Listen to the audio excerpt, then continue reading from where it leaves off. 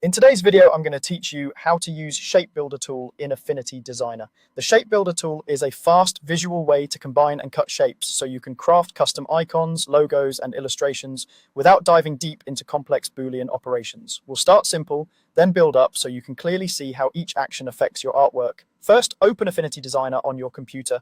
If you're launching it fresh, create a new document with the size that fits your project. A clean canvas helps you focus on the shapes and how they interact, which is exactly what the Shape Builder is designed for. Next, look to the toolbar on the left and click the Shape tool. You'll find familiar options like rectangle, ellipse, triangle, polygon, and star. If you don't immediately see the one you want, click and hold on the current shape icon to reveal the full list. Pick one to begin.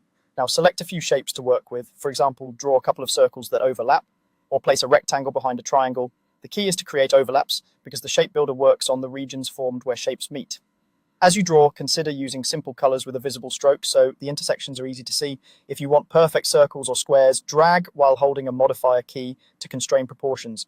Zoom in if needed so you can clearly target the areas you plan to merge or remove. Once your basic composition is ready, switch to the Shape Builder tool. You'll find it in the same left toolbar. With your shapes active, the canvas will show the regions the tool can act on.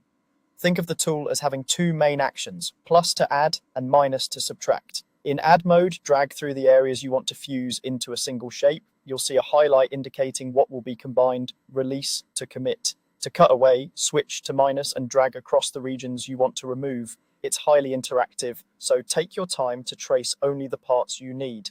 If something doesn't look right, use undo and try a smaller drag or a different path. Small, deliberate strokes often give you cleaner results. That's it. Open Affinity Designer, draw with the Shape tool, then use Shape Builder's plus and minus actions to merge and trim your design.